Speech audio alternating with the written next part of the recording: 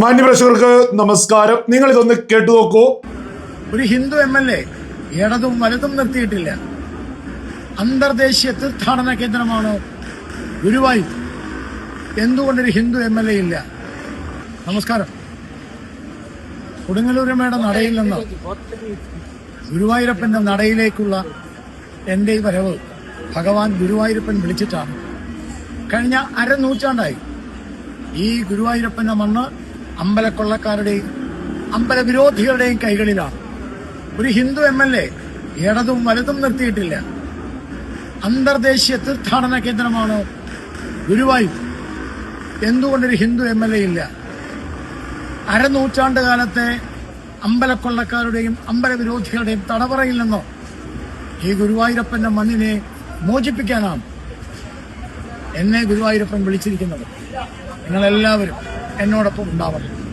നിങ്ങൾ കേട്ടില്ലേ? ഗുരുവായൂര് BJPയുടെ സ്ഥാനാർത്ഥിയാണ് ഈ പറഞ്ഞിട്ടുള്ളത്. Advocate B Gopalakrishnan. ഈ പറഞ്ഞതിൽ എന്താണ് ഇവിടെ കുരുപൊട്ടാൻ മാത്രം ഉള്ളത് എന്നാണ് എനിക്ക് തീരെ മനസ്സിലാവാത്തത്. അദ്ദേഹം ഒരു ഹിന്ദു ആയിട്ടുള്ള MLA ഉണ്ടാവേണ്ടേ എന്ന് ചോദിച്ചു. ഏത് സ്ഥലത്ത്? ഗുരുവായൂർ ക്ഷേത്രമൊക്കെയായി ബന്ധപ്പെട്ടുള്ള ഒരു നിയോജക മണ്ഡലത്തില് ലോകത്തിലെ തന്നെ ഹിന്ദു മതവിശ്വാസികൾ, അതായത് മുസ്ലിങ്ങൾ എങ്ങനെയാണോ സൗദി അറേബ്യയിലെ മക്കയെ നോക്കിക്കാണുന്നത്, അതേപോലെ തന്നെ ഹിന്ദു മതവിശ്വാസികൾ ഗുരുവായൂർ ക്ഷേത്രത്തെ നോക്കിക്കാണുന്നത്. ആ ഗുരുവായൂർ ക്ഷേത്രമൊക്കെയായി ബന്ധപ്പെട്ട് ഒരു വിശ്വാസവുമില്ലാത്ത കമ്മികളാണ് അധികാര കേന്ദ്രങ്ങളിലുള്ളത്. കട്ടുമുടിക്കൽ ഒരുപാട് നടക്കുന്നുണ്ട്. ശബരിമലയുമായി ബന്ധപ്പെട്ട് നമ്മൾ ഒരുപാട് കട്ടുമുടിക്കൽ കേട്ടു. അതിനേക്കാൾ അപ്പുറമുള്ള കട്ടുമുടിക്കൽ കഥകള് കൃത്യമായ ഒരു ഓഡിറ്റിംഗ്, ഒരു കണക്കെടുപ്പ് നടത്തി കഴിഞ്ഞാൽ ഈ പറയുന്ന ഗുരുവായൂർ ക്ഷേത്രവുമായി ബന്ധപ്പെട്ടും പുറത്തു വരുമെന്നുള്ളതിലൊന്നും ഒരു തർക്കമില്ലാത്ത വിഷയ. ഒരു ഇന്ത്യൻ മുസൽമാൻ എന്ന നിലയ്ക്ക് കൃത്യമായിട്ട് മുന്നോട്ട് വെക്കുന്നു. അഡ്വക്കേറ്റ് B ഗോപാലകൃഷ്ണൻ ഒരു ഹിന്ദു ആയിട്ടുള്ള ഒരു ആളെ എന്തുകൊണ്ട് MLA ആയിട്ട് ഈ പറയുന്ന ഗുരുവായൂർ ക്ഷേത്രമൊക്കെയായി ബന്ധപ്പെട്ട മണ്ഡലത്തിൽ നിർത്തുന്നില്ല എന്ന് അദ്ദേഹം ചോദിച്ചതിൽ എന്താ പ്രശ്നം? പ്രധാനപ്പെട്ട ഹിന്ദു മതവിശ്വാസികളുടെ ക്ഷേത്രവുമായി ബന്ധപ്പെട്ട് അവിടെ തട്ടിപ്പും വെട്ടിപ്പൊക്കെ കമ്മികളൊക്കെ അധികാരത്തിലെത്തി നടക്കുമ്പോ യഥാർത്ഥ ഒരു വിശ്വാസിയെ, ഹിന്ദു മതവിശ്വാസിയെ അവിടെ MLA ആയിട്ട് വന്നു കഴിഞ്ഞാൽ അതൊക്കെ കൃത്യമായിട്ട് നോക്കുമെന്നുള്ള രീതിയിൽ തന്നെയാ അദ്ദേഹം എടുത്തുയർത്തി ഈ ചോദ്യം ഉന്നയിക്കുന്നത്. പിന്നെ ഇതിനൊക്കെ എതിർക്കാൻ കേരളത്തില് UDF-നോ LDF-നോ എന്തെങ്കിലും അർഹതയുണ്ടോ? ഇവിടെ മുസ്ലിം ലീഗ് എന്ന് പറയുന്ന ഒരു പാർട്ടി, ഒരുപാട് MLA-മാർ, നിരവധി MP-മാർ, ഒരു മതത്തിന്റെ പേരിൽ ഒരു മുസ്ലിം ലീഗുകാരൻ എന്നൊരാൾ പറയുന്നതിന്റെ അർത്ഥം എന്താ? ഞാൻ മുസൽമാനാണ് എന്ന് പറയുന്നതിന് തുല്യല്ലേ? അത്തരത്തിൽ തന്നെയല്ലേ കേരളത്തിൽ കാര്യങ്ങൾ മുന്നോട്ട് പോകുന്നത്?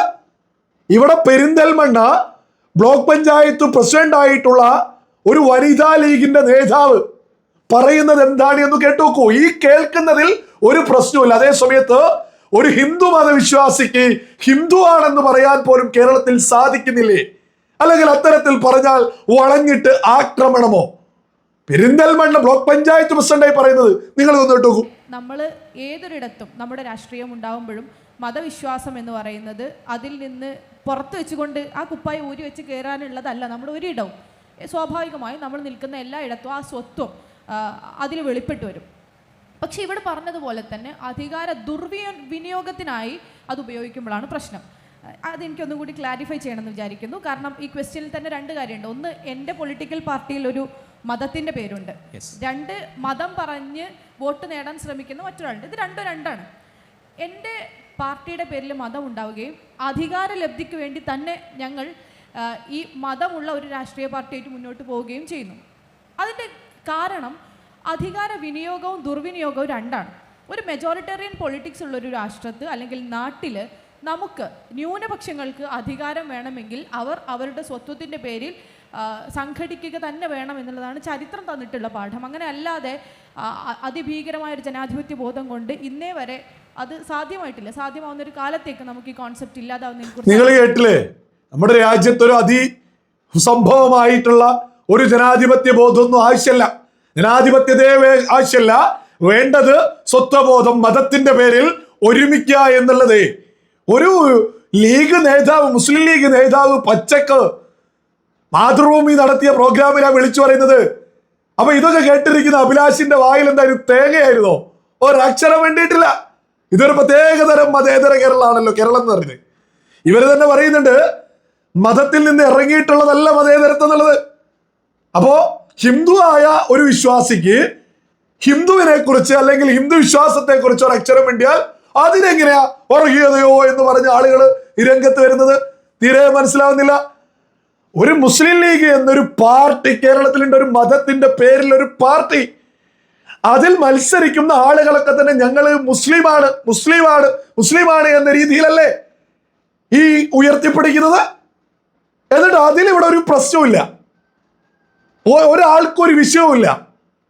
അതേസമയം ഒരാൾക്ക് ഹിന്ദു വിശ്വാസി ആയിക്കൊണ്ട് ആ ഹിന്ദു വിശ്വാസത്തെ ഉയർത്തിപ്പിടിച്ച് ഒരു ചോദ്യം ചോദിച്ചാൽ അപ്പൊ തകരും കേരളത്തിലെ മതേതര. ആ രീതിയിലല്ലേ കേരളം ഇപ്പോ മുന്നോട്ട് പോയിക്കൊണ്ടിരിക്കുന്നത്. KM ഷാജി മതമാണ് പ്രശ്നം എന്നൊക്കെ പറഞ്ഞു എന്തൊക്കെ KM ഷാജി വിളിച്ചു പറഞ്ഞിട്ടുണ്ട്. സമുദായത്തിന് വേണ്ടിയാണ് UDF വിജയിക്കേണ്ടത് എന്ന് പറഞ്ഞത് KM ഷാജി അല്ലേ. ഇതൊന്നും ഇവിടെ ഒരു പ്രശ്നമില്ല. അതേസമയം അഡ്വക്കേറ്റ് B ഗോപാലകൃഷ്ണൻ രംഗത്തെത്തിയിട്ട് ലോകത്തിലെ തന്നെ ഏറ്റവും പ്രധാനപ്പെട്ട ഹിന്ദുമത വിശ്വാസവുമായി ബന്ധപ്പെട്ട ഒരു ക്ഷേത്രം അത് സ്ഥിതി ചെയ്യുന്ന ഒരു സ്ഥലത്ത് ഒരു ഹിന്ദു മതവിശ്വാസിയെ, ഒരു ഹിന്ദു മതത്തിലുള്ള ഒരാൾ MLA ആയിട്ട് വരണ്ടേ എന്ന ചോദ്യം പ്രധാനമായിട്ടും ആ ക്ഷേത്രമൊക്കെയായി ബന്ധപ്പെട്ട് ഒരു വിശ്വാസവും ഇല്ലാത്ത ആളുകൾ അതിന്റെ അധികാര കേന്ദ്രങ്ങളിലുണ്ട്. ദേവസ്വം ബോർഡിലേക്ക് പണം മൊത്തം പോകുന്നത്.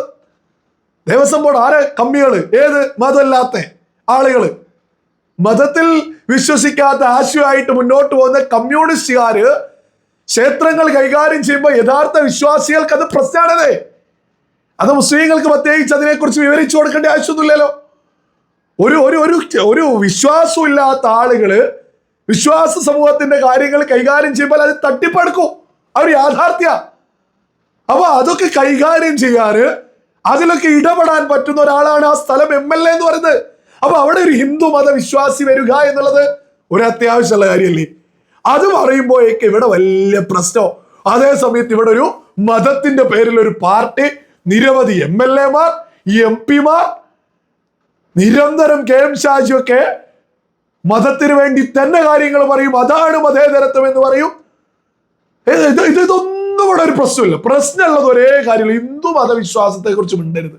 ആ രീതിയിലല്ലേ നമ്മുടെ കേരളം ഇപ്പോ മുന്നോട്ട് പോകുന്നത്. ഇതൊക്കെ ഓരോ വിവേകമുള്ള മലയാളികളും തിരിച്ചറിയണോ.